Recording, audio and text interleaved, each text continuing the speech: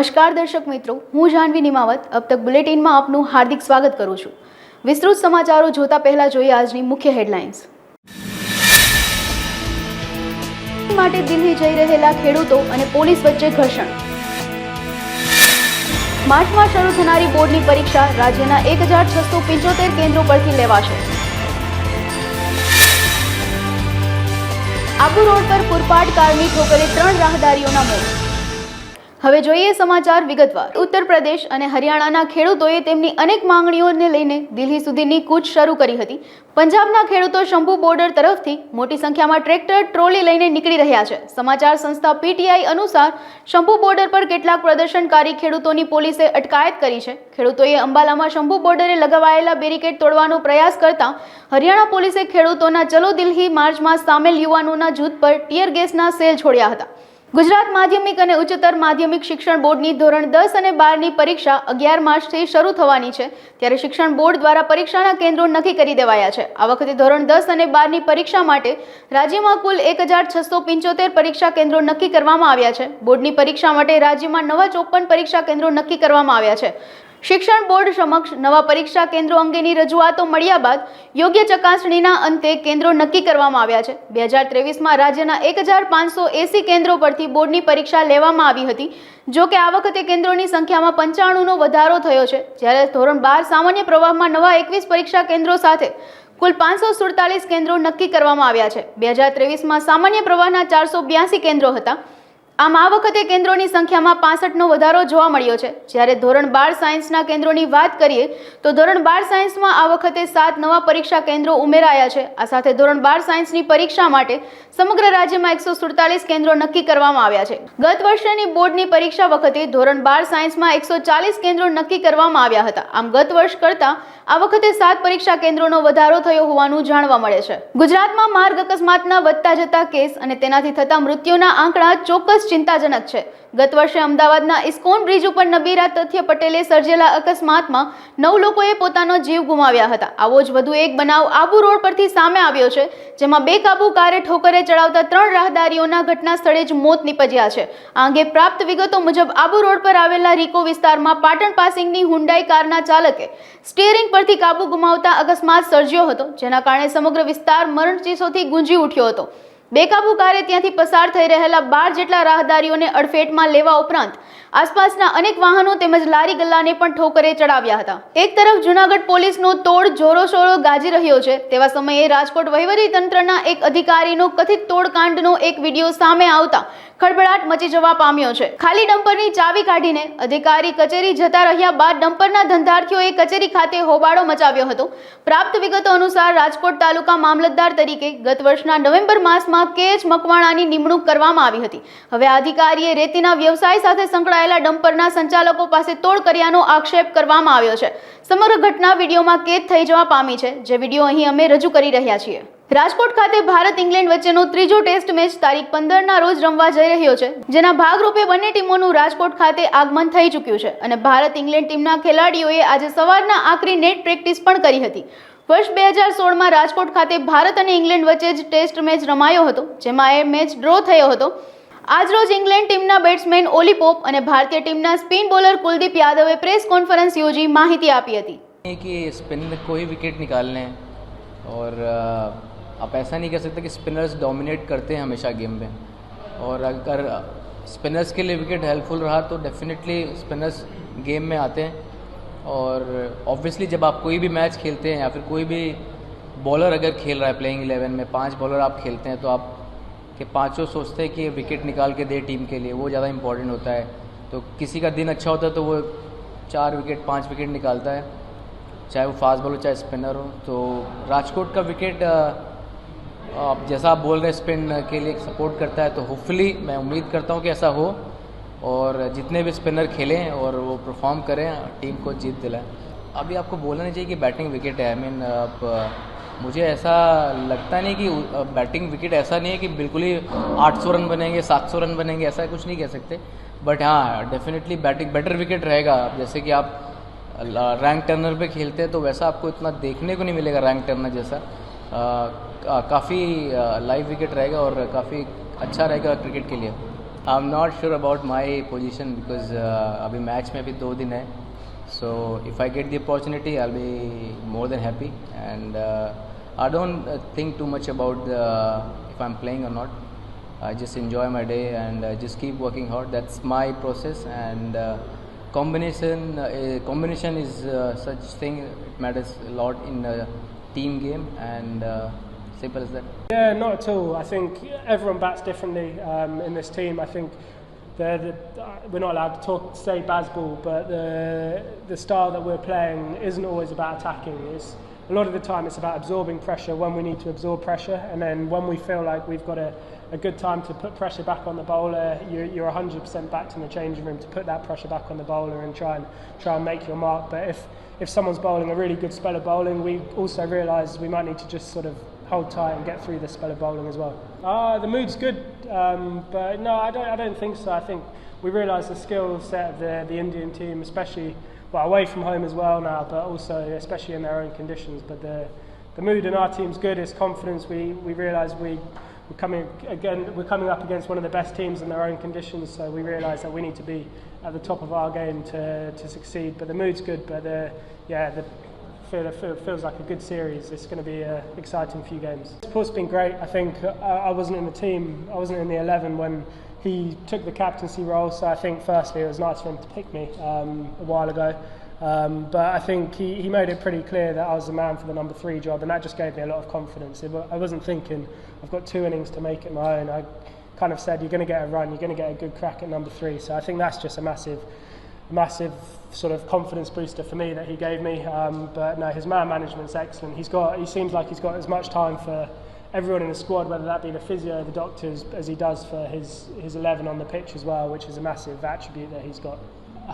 The one quote he said was that it's one ball different to batting at number 4, because I'd never batted at 3 coming into the team, so that was the one specific quote he said. But Hashim Amla was one of my favourite players growing up, and so to share that changing room and to be in a lucky position where I was playing with him when I've got some international experience behind me, I was constantly, probably every day, asking him questions as to what do you reckon to this, what do you think to this, and not always technical, more from the mental side of the game, because we've got very different techniques and different styles of batting, but just the mental side of the game. His batting knowledge, he loves batting, so he's just constantly thinking about batting, so I was constantly picking his brains and trying to learn a few things from him throughout, whether that be sort of how to build a longer innings, how to sort of save your energy and those sort of things. But no, he was great for me, Hashim at Surrey, and like I said, great to play with him while I knew what I needed to learn and work on to get better at international cricket. રાજકોટમાં ખાનગી શાળાઓ દ્વારા ગુજરાત સરકાર સમક્ષ fee નિર્ધારણમાંથી મુક્તિ આપે તેવી માંગણી કરવામાં આવી છે.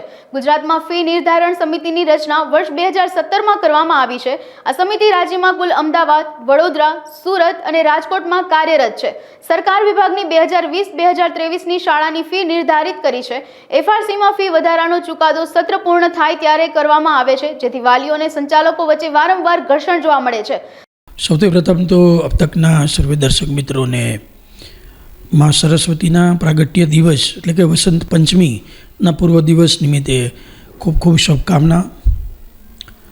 ફી નિર્ધારણ સમિતિની રચના રાજ્ય સરકારના શિક્ષણ વિભાગ દ્વારા 2017ની સાલમાં કરવામાં આવેલી. ગુજરાત રાજ્યમાં લગભગ 18,000થી વધારે ખાનગી શાળાઓ છે, જે 4 ઝોનમાં જેનું ફી નિર્ધારણનું કાર્ય થાય છે: રાજકોટ, સુરત, અમદાવાદ અને વડોદરા. ફી નિર્ધારણ કમિટી છેલ્લા 7 વર્ષથી ખૂબ જ સંતોષકારક કાર્ય કરી રહી છે. છેલ્લા 7 વર્ષમાં જે શાળાઓની ફી સરકારશ્રીના શિક્ષણ વિભાગની ખેપ કરતાં ઉપર હોય એમની 2017માં, 2020માં અને 2023માં એમ 3 વખત દર 3 વર્ષે ફીનું નિર્ધારણ થતું હોય, એટલે એનું નિર્ધારણ થઈ ચૂકેલું છે. જે શાળાઓની ફી સરકારશ્રીની કેપ કરતાં નીચી હોય, જે લગભગ 85%થી વધારે શાળાઓ છે, એવી શાળાઓનું દર વર્ષે ફી નિર્ધારણ કમિટી કરતી હોય છે. આમ રાજ્યની તમામ ખાનગી શાળાઓનું ફીનું બંધારણ એ લગભગ નક્કી થઈ ચૂક્યું છે, જેને ધ્યાનમાં લઈ અને અમારી રાજ્ય સરકારને શિક્ષણ વિભાગને નમ્ર અપીલ છે કે જો રાજ્ય સરકાર તમામ ખાનગી શાળાઓની ફી એ ફીની ટકાવારી જો નક્કી કરી લે કે જે ફુગાવાને આધારિત હોય. આપણે જાણીએ છીએ કે ભારત દેશમાં વર્ષોથી 5 થી 10% વચ્ચેનો ફુગાવો હોય છે અને જે કોઈપણ વિકાસશીલ રાષ્ટ્ર માટે ખૂબ જ જરૂરી છે.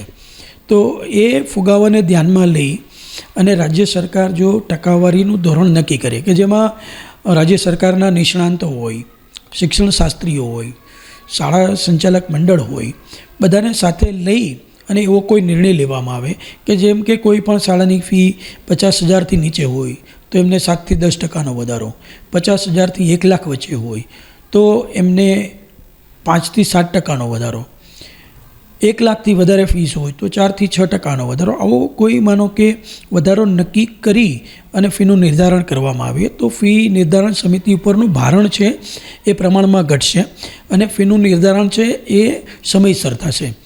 જેમ કે અત્યારે CBSE શાળાઓ 1 એપ્રિલથી શરૂ થનાર છે અને જે શાળાઓની ફીસ હજુ નક્કી નથી થઈ તો એવી શાળાઓ જો વાલીઓને અગાઉથી પોતાનો એક્સપેક્ટેડ ફી, પ્રોવિઝનલ ફી વધારા સાથેની રજૂઆત કરે વાલીને તો સ્વાભાવિક છે વાલી છે એ ફી નિર્ધારણ સમિતિનો મંજૂરીપત્ર માગશે.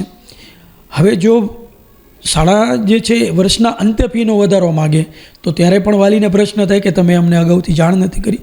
તો આવું શાળાઓ અને વાલીઓ વચ્ચેનું ઘર્ષણ ઓછું થાય, ફી નિર્ધારણ સમિતિ ઉપરનો બોજ છે એ ઓછો થાય. હા, કોઈ શાળા છે એને પોતાની ફીસ છે આ સરકારશ્રીએ નક્કી કરેલી ટકાવારીથી વધારે ફીસ લેવી હોય તો એ ફી નિર્ધારણ સમિતિમાં જઈ શકે છે. આ ઉપરાંત જો કોઈ શાળાઓ ફી નિર્ધારણ એટલે કે સરકારે જે ટકાવારી નક્કી કરી હોય એ ઉપરાંત ફીસ લેતી હોય તો એવા સમયે પણ ફી નિર્ધારણ સમિતિ છે એને કંટ્રોલ કરી શકે છે. તો આ હકીકતને ધ્યાનમાં રાખી અને અમારી રાજ્ય સરકારશ્રીને રજૂઆત છે કે દેશના અન્ય ઘણા રાજ્યોમાં આ પ્રકારની વ્યવસ્થા છે કે જ્યાં ફીનું નિર્ધારણ ટકાવારી પ્રમાણે ફિક્સ થતું હોય છે. તો આવી એક ટકાવારી ફિક્સ થઈ જાય તો શિક્ષણ ક્ષેત્ર, સંચાલકો, વાલીઓ વચ્ચેની જે વિસંવાદિતા. કોંગ્રેસના નેતા અને ધારાસભ્ય પદ પરથી રાજીનામું આપનારા CJ ચાવડા ભારતીય જનતા પાર્ટીમાં જોડાયા છે. પૂર્વ ધારાસભ્ય CJ ચાવડા ગુજરાત ભાજપ અધ્યક્ષ CR પાટીલની હાજરીમાં ભાજપમાં સામેલ થયા છે. CJ ચાવડાએ વિજાપુર બેઠક પરથી ધારાસભ્ય પદેથી 19 જાન્યુઆરીએ રાજીનામું આપ્યું હતું. વિજાપુરમાં પ્રદેશ ભાજપ અધ્યક્ષ CR પાટીલની ઉપસ્થિતિમાં યોજાનારા કાર્યક્રમમાં CJ ચાવડા તેમના સમર્થકો સાથે ભાજપમાં સામેલ થયા છે. CR પાટીલે તેમને ભાજપનો ખેસ પહેરાવી પાર્ટીમાં સામેલ કર્યા હતા. ધારાસભ્ય પદમાંથી મેં રિઝાઇન કરી દીધું છે અને કોંગ્રેસમાંથી પણ રિઝાઇન કરી દીધું છે. કોંગ્રેસના નેતા તરીકે આજથી હું રહ્યો નથી ને આજે હું ભારતીય જનતા પક્ષના અધ્યક્ષની આગેવાનીમાં ભારતીય જનતા પક્ષમાં જોડાઈ રહ્યો છું. ગુજરાતના 2 પનોતા પુત્ર નરેન્દ્રભાઈ મોદી અને અમિત શાહ સમગ્ર દેશને વિશ્વના નકશા ઉપર જ્યારે આટલું પ્રભાવિત રીતે મૂક્યું છે ત્યારે એમની રાજનીતિમાં, એમની વિકાસની નીતિમાં, એમની કામ કરવાની પદ્ધતિમાં, આ પાર્ટીની ડિસિપ્લિનમાં હું પ્રભાવિત થયો છું. એટલા માટે જ એમાં જોડાઈ રહ્યો છું. કોઈ શરતો થઈ નથી, કોઈ પદની લાલચ આપવામાં આવી નથી. મારી કેપેસિટી જોઈને, મારી કેપેબિલિટી જોઈને મારો જ્યાં ઉપયોગ કરવામાં આવશે ત્યાં હું તત્પર રહીશ. વિચારધારા કરતાં કોંગ્રેસની કામ કરવાની જે પદ્ધતિ છે એ પદ્ધતિ ખૂબ અટવાયેલી છે, ત્યારે મૂંઝવણમાં છે અથવા ભટકાયેલી છે. એને લીડરશીપ જોઈએ એ દિશા બતાવનાર કોઈ રહ્યું નથી. અને જ્યારે દેશને લગતા મુદ્દા હોય, દેશના વિકાસને લગતા મુદ્દા હોય, રાષ્ટ્રવાદને લગતા મુદ્દા હોય, સર્જિકલ સ્ટ્રાઇકને લગતા મુદ્દા હોય, કોરોના કાળમાં વેક્સિનને લગતા મુદ્દા હોય અને રામ મંદિર બની રહ્યું હોય ત્યારે આવા સમયે જ્યારે પોઝિટિવ કામ થઈ રહ્યું હોય ત્યારે નેગેટિવિટી કામ ન ચાલે. અને હું IAS GS કક્ષાના અધિકારીમાંથી આવું છું એટલે મારી વિચારસરણી એનાથી દુઃખી હતી, એટલા માટે જોડાયા. આજે જે રિપોર્ટ કરી રહ્યો છું એમને અને જેને સમર્થન પત્રમાં સહી કરીને આપી છે એવા 1500 કાર્યકરો અને મોટાભાગના કોંગ્રેસના આગેવાનો મારી સાથે ભારતીય જનતા પક્ષમાં જોડાઈ રહ્યા છે. હું આ જિલ્લામાં નાયબ જિલ્લા વિકાસ અધિકારી તરીકે કામ કરી છે, આ જિલ્લામાં નાયબ કલેક્ટર તરીકે કામ કરી છે, આ જિલ્લામાં DPO જિલ્લા પ્રાથમિક શિક્ષણ અધિકારી તરીકે કામ કરી છે, આ જિલ્લામાં જિલ્લા પંચાયતના કારોબારી સમિતિના અધ્યક્ષ તરીકે કામ કર્યું છે. એટલે કયા તાલુકાને, કયા ગામને, કયા સમાજને, કયા વર્ગને શું જોઈએ છે વિકાસ માટે એનાથી માહિતગાર છું. એટલે મારી જે કંઈ શક્તિઓ છે એ આ જિલ્લાની અને વિજાપુર તાલુકાની જનતા માટે વાપરીશ. હાલ એવું કંઈ શક્ય નથી અને હાલ એવું કંઈ નક્કી પણ નથી.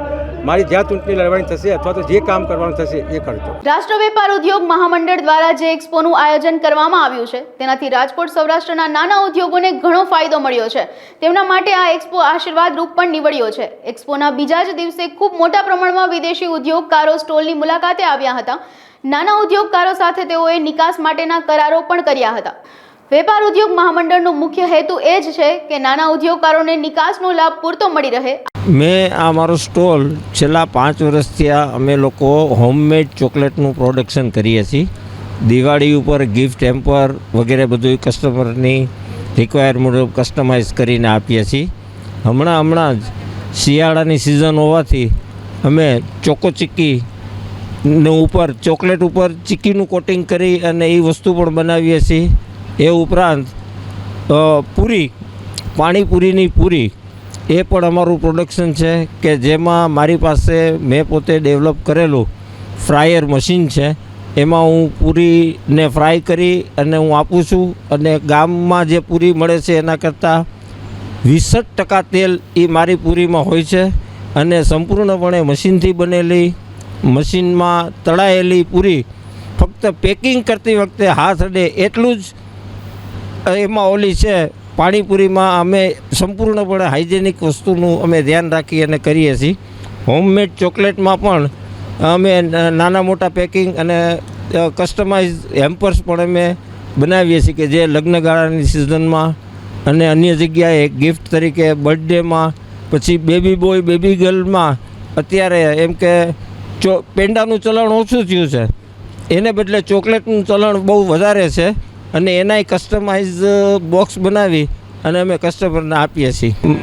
મને રિસ્પોન્સ મારી પ્રોડક્ટ હું અહીંયા ટેસ્ટ કરાવું છું અને ટેસ્ટ કર્યા પછી 10માંથી 2 કસ્ટમર તોય મારી પ્રોડક્ટ અહીંયાથી બાય કરીને લઈ જાય છે.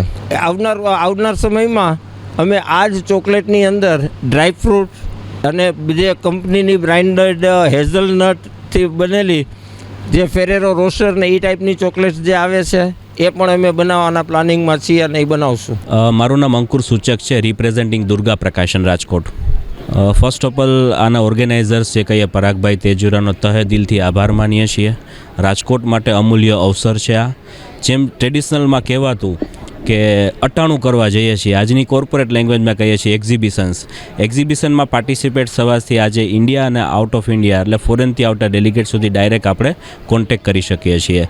બિઝનેસમાં એક જમ્પ લાવી શકીએ છીએ એમ કહી શકાય. યસ અગેન મારું નામ અંકુર સૂચક છે, કંપની નેમ દુર્ગા પ્રકાશન છે. અમારી ટેગલાઇન છે રાઇટ ઇમ્પ્રેશન રાઇટ ગિફ્ટ. અમે લોકો corporate promotional gift article manufacturer છીએ. અમારી એક્સપર્ટાઇઝ છે diaries, organiser, planner, pen stand. જ્યારે બિઝનેસ એક નેક્સ્ટ લેવલ ઉપર લઈ જવા માટે માર્કેટિંગ મહત્ત્વપૂર્ણ પાર્ટ હોય છે. જ્યારે માર્કેટિંગમાં જ્યારે થતું હોય છે બ્રાન્ડિંગ, ત્યારે તમે અમને યાદ કરી શકો છો. જે તમારા કંપનીના લોગા સાથે અમે લોકો પ્રોડક્ટને ડેવલપ કરી આપીએ છીએ. ઓલમોસ્ટ 150થી પ્લસ ડેલિગેટ્સ બહારથી આફ્રિકાથી આવેલા છે. ડાયરેક્ટ ટચઅપ મળે છે, બિઝનેસ ડેવલપ થાય છે, લીડ ક્લોઝ થાય છે.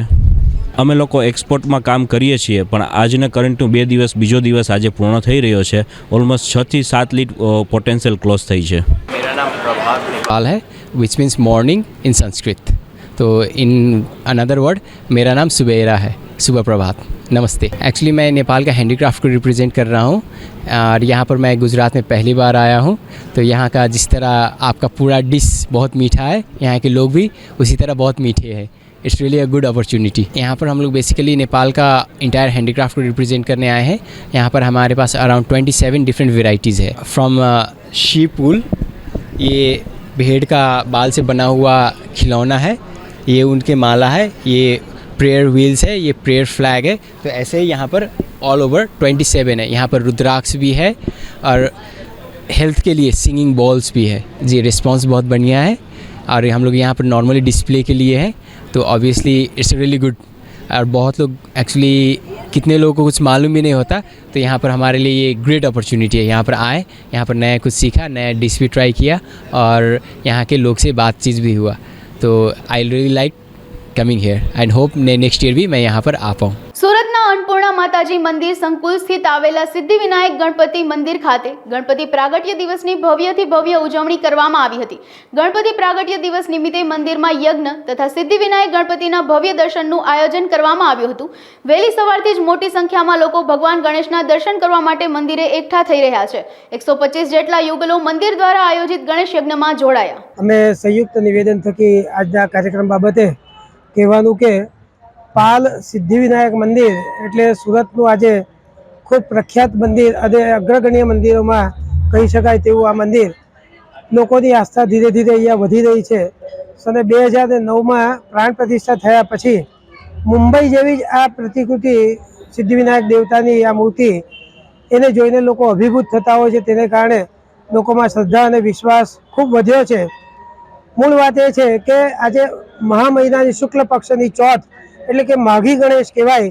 મહારાષ્ટ્રમાં આ ખૂબ પ્રચલિત છે આ તહેવાર. અને આ વર્ષે આપણે પણ અહીંયા માઘી ગણેશ નિમિત્તે દિવસ દરમિયાન યજ્ઞ કાર્યથી લઈને સવારે કેસર સ્નાન અને સાંજે મહાઆરતી સુધીનો કાર્યક્રમ અને ત્યારબાદ હનુમાન ચાલીસા પાઠનું આયોજન આ મંદિર દ્વારા રાખવામાં આવ્યું છે. આપ જોઈ શકો કે હજારોની સંખ્યામાં સવારે 6 વાગ્યાથી લઈને આજે લોકો અહીંયા દર્શનાર્થે પધારી રહ્યા છે. અને દિવસ દરમિયાન પણ અનેક લોકો સુરત શહેર અને જિલ્લાભરમાંથી દક્ષિણ ગુજરાતમાંથી પણ લોકો અહીંયા પધારશે એવો અમને વિશ્વાસ છે. ભગવાન ગણેશ સિદ્ધિવિનાયક ગણેશ સૌની મનોકામના પૂર્ણ કરે તેવી શુભેચ્છાઓ સાથે જય ગણેશ. અન્નપૂર્ણા સિદ્ધિવિનાયક મંદિરમાં હું 10 વર્ષથી સેવા આપું છું. આજે ગણપતિ પ્રાગટ્ય દિવસ છે, તો જેમ હનુમાન જયંતિ પછી કોઈ પણ ભગવાનની જયંતિઓ પ્રસિદ્ધ છે એટલે કે ભગવાનનો જન્મ દિવસ કહેવાય, તેમ આજે ખરી રીતે જોવા જઈએ ને તો ગણેશ જયંતિ છે. અને અહીં દર વર્ષે આ ગણપતિ પ્રાગટ્ય દિવસનું આયોજન થાય છે, તો તેમાં ગણેશ યાદ કરવામાં આવે છે. ઘણી બધી સંખ્યામાં ભૂદેવો મંત્રોચ્ચારથી એ યજ્ઞમાં હાજરી આપે છે. અને અહીં ઉપસ્થિત જે પણ યુગલો બેઠા છે એ 110 કરતાં વધુ સંખ્યામાં પૂજામાં બેઠા છે. એ સિવાય અહીંયા જે અમારા મંડળની બહેનો છે એ સ્વયંસેવિકા તરીકે પોતાની ભૂમિકા ભજવે છે. અને પૂજાપો જે પણ પૂજાની સામગ્રી છે, નારિયેળ, ચોખા, કંકુ વગેરે અહીંથી પ્રોવાઈડ કરવામાં આવે છે. રાજકોટ ખાતે આગામી તારીખ 5 માર્ચને મંગળવારે સમગ્ર રઘુવંશી સમાજના આરાધ્ય દેવ સંત શિરોમણી જલારામ બાપાની 143મી પુણ્યતિથિ નિમિત્તે સૌ જલારામ ભક્તો માટે મહાપ્રસાદ, મહાઆરતી તથા સિવિલ હોસ્પિટલના લાભાર્થે રક્તદાન કેમ્પનું આયોજન કરવામાં આવ્યું છે. આ સમગ્ર આયોજન શ્રી જલિયાણ ધામ દ્વારિકા હાઇટ્સની બાજુમાં BRTS બસ સ્ટોપ સામે માધાપર ચોકડી ખાતે કરવામાં આવ્યું છે. આ મહાપ્રસાદમાં અંદાજે 15,000 લોકો પ્રસાદ લઈ ધન્યતા અનુભવશે. આ ઉપરાંત PDU સિવિલ હોસ્પિટલના જરૂરિયાતમંદ દર્દીઓને વિનામૂલ્યે રક્ત મળી રહે તેવા શુભ આશયથી રક્તદાન કેમ્પનું આયોજન સાંજે 6 થી 10 કલાક સુધી કરવામાં આવેલ છે. આ અંગે વધુ વિગત અબ તક મીડિયાની મુલાકાતે આવેલા રઘુવંશી મિત્ર મંડળના કમિટી મેમ્બરે વધુ માહિતી પૂરી પાડી હતી. હું રઘુવંશી મિત્ર મંડળ રાજકોટ પ્રમુખ શ્રી ભાવેશ રૂપારેલિયા. આગામી 5/3/24ના મંગળવારે પૂજ્ય જલારામ બાપાની 143મી પુણ્યતિથિ નિમિત્તે જે મહાપ્રસાદનું આયોજન કરવામાં આવ્યું છે, આ આયોજનમાં મહાપ્રસાદ સાથે આપણે 6:30 થી 7ની વચ્ચે આરતીનું એક મહાઆરતીનું આયોજન છે જ્ઞાતિ શ્રેષ્ઠીઓ જલારામ ભક્તો દ્વારા. સાથે સાથે 7 થી 10માં સિવિલ હોસ્પિટલના લાભાર્થે એક બ્લડ કેમ્પનું પણ આયોજન કરવામાં આવ્યું છે. આ આયોજન માધાપર સર્કલ ઉપર દ્વારકા હાઇટ્સની બાજુમાં BRTS બસ સ્ટોપની બાજુમાં ગ્રાઉન્ડ છે તેમાં કરવામાં આવેલ છે. અને અંદાજે 12,000 થી 15,000 માણસના પ્રસાદનું એક આયોજનની ગણતરી રાખી છે. છતાં પણ જો વધારે કંઈ પણ આયોજનમાં વધારે કોઈ જલારામ ભક્તો પ્રસાદનો લાભ લેવા માગતા હોય તો એ અબતકના માધ્યમ દ્વારા અમે બધાને આમંત્રિત કરીએ છીએ. અને ખાસમ ખાસ વધારે પડતા ભક્તો લાભ લે આનો એવો અમારો શુભ આશય છે. તો બધા જલારામ ભક્તો જ્ઞાતિજનો ખાસ આનો લાભ લેજો. સાથે સાથે બ્લડ કેમ્પમાં બને એટલું આપણે બ્લડ એકઠું કરી અને સિવિલને આપણે ઉપયોગી થાય એવું પણ એક આપણે માધ્યમ રાખ્યું છે. તો એમાં આયોજનમાં ખાસ આપ સાથ આપજો. સાથે સાથે મહાઆરતીમાં સમયસર આપ લોકો બધા પધારો અને સાથે મહાઆરતીનો લાભ લ્યો એવો અમારો આશય છે. અમારી રઘુવંશી મિત્ર મંડળની જે કમિટી છે એ તડામાર તૈયારી અને ખાસ જહેમત ઉઠાવી રહી છે. એટલે કોઈ લોકોને કાંઈ સમસ્યા નહીં આવે એવી ખાસ અમારી તૈયારી છે. એટલે પહોંચી જશું બધી જગ્યા આયોજનમાં. એટલે આ આયોજનનો ખાસ લાભ લેજો. બધા જલારામ ભક્તોને જય જલારામ. જૂનાગઢના જોશીપુરા વિસ્તારના ખલીપુર રોડ સેન્ટ્રલ પ્લાઝા પાસે મહાનગરપાલિકા દ્વારા PHC સેન્ટરનું ખાતમુહૂર્ત કરવામાં આવ્યું હતું. શહેરના દરેક વિસ્તારમાં PHC સેન્ટર શરૂ કરવા બજેટમાં પણ જોગવાઈ કરવામાં આવી હતી. લોકોને તેમના જ વિસ્તારમાં નજીકમાં સારવાર મળી રહે તેને લઈ દરેક વોર્ડમાં વેલનેસ સેન્ટર પણ બનાવવાની કોર્પોરેશને નક્કી કર્યા છે. એમાંથી 9 વેલનેસ સેન્ટર મંજૂર કર્યા છે. જેમાં 5 કાર્યરત છે અને 4 હજી શરૂ કરવાના બાકી છે, જે ટૂંક સમયમાં શરૂ થશે અને લોકોને પ્રાથમિક સારવાર નજીકમાં મળી રહે તેને લઈને આ હેલ્થ સેન્ટરનું ખાતમુહૂર્ત કરવામાં આવ્યું હતું. મહાનગરપાલિકા જૂનાગઢ દ્વારા આજે જોશીપુરા વિસ્તારના પીએચસી સેન્ટરનું ખાતમુહૂર્ત કરવામાં આવ્યું. કુલ 3.25 કરોડના ખર્ચે આ પીએચસી સેન્ટર બનવાનું છે. આમ તો દરેક વિસ્તારમાં પીએચસી સેન્ટર માટે આગામી બજેટમાં જોગવાઈ કરવામાં આવી છે. એમાંનું એક પીએચસી સેન્ટર એટલે જોશીપુરા પીએચસી સેન્ટરનું આજે ખાતમુહૂર્ત કરવામાં આવ્યું.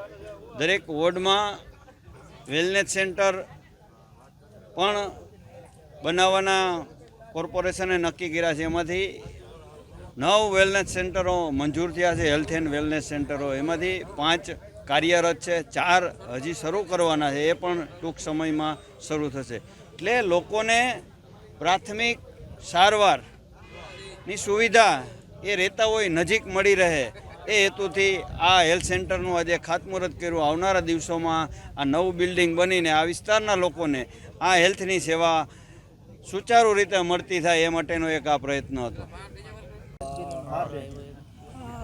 2024-23ની ગ્રાન્ટ અંતર્ગત આજે જોશીપુરા ન્યૂ પીએચસી સેન્ટરનો શુભારંભ કરવામાં આવેલો છે અને આજના કાર્યક્રમમાં અધિકારીઓ, પદાધિકારીઓ, મારા કોર્પોરેટરશ્રીઓ તેમજ ખૂબ મોટી સંખ્યામાં લોકોએ આજનો શુભારંભ કરેલો છે અને આજથી જ શ્રી ગણેશ કરી અને અમે નવા કામનો શુભારંભ કરેલો છે, જેથી આપણે જે નવું પીએચસી સેન્ટર મળવાનું છે જૂનાગઢને, આપણે જે 4 પીએચસી સેન્ટર મળવા છે તેમાંનું આજે આ 3જું પીએચસી સેન્ટરનો અમે આજથી શુભારંભ કરેલો છે.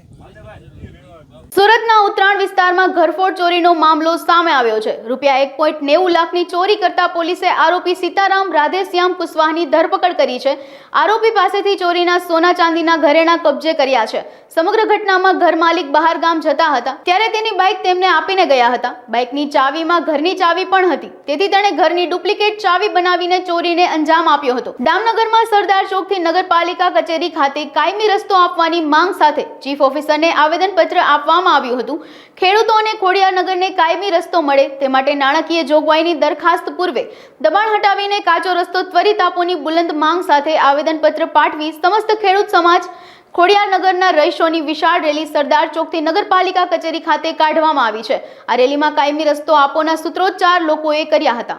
એકદમ સરસ યોગ્ય છે અને એના માટે અમારી નગરપાલિકા એકદમ કટિબદ્ધ છે. આજે થતો છે તેનું કામ નહીં થતું. અલગ અલગ રીતે વિવાદો થઈ અને જે તે વખતે પ્રાંત અને કલેક્ટરમાં જગ્યા સવલતી માટે મોડું થયું છે. વહેલી તકે અમે નિકાલ કરશું.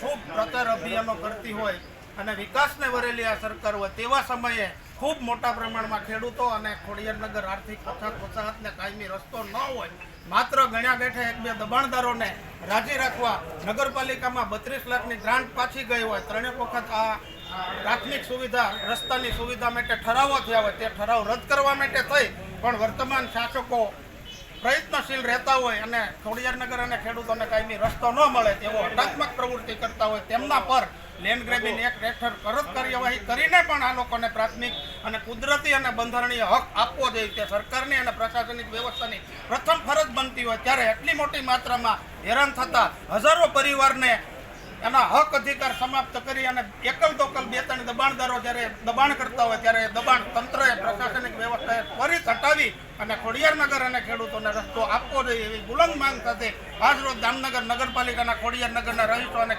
ખેડૂત સમાજે વિશાળ પ્રમાણમાં હાજરી આપી નામદાર સરકારને આ આવેદનપત્ર આપી અને ત્વરિત રસ્તો આપવાની બુલંદ માંગ કરી છે. હવે જોઈએ છીએ આવતા દિવસોમાં પ્રશાસનિક વ્યવસ્થા તંત્ર આમાં કેટલીક સકારાત્મક ભૂમિકા ભજવી અને રસ્તા માટે પ્રયત્ન કરે છે. આવનારો દિવસોમાં જોવું રહ્યું. આપણે સામાન્ય લોકો છે એમને આવવા જવામાં તકલીફ થાય છે અને ત્યાં નાળું છે ભરાઈ જાય છે, કોઈ વૈકલ્પિક રસ્તો નથી.